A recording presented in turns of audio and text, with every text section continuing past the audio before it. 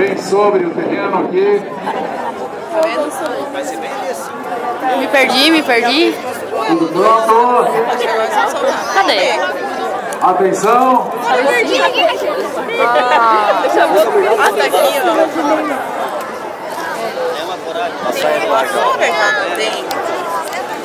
Isso, quando ele voltar pra lá,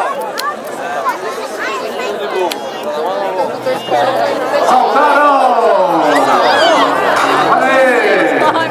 Três paraquedistas de formação. Queda livre. Vamos acompanhar. Queda livre.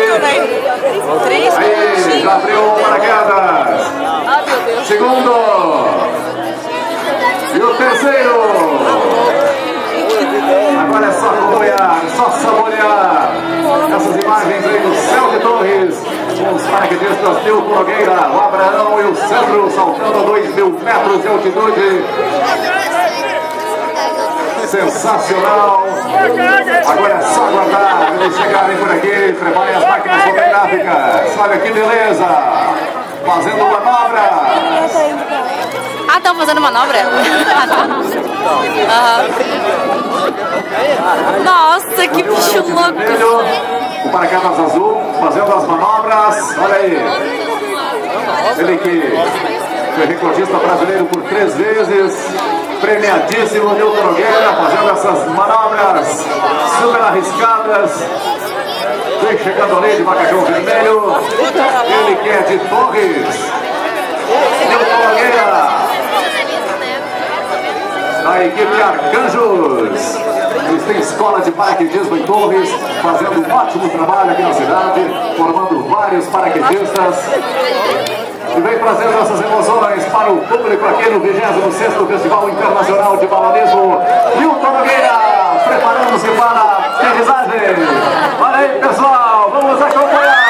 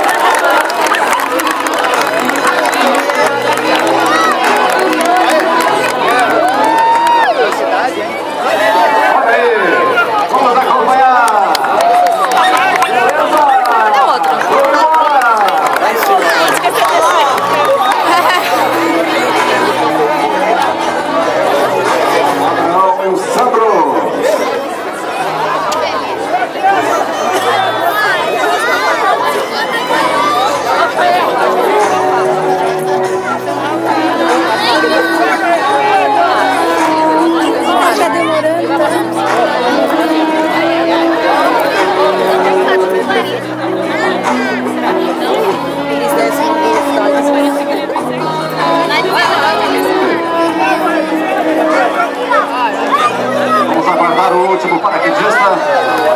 Estamos aqui com o Nilton.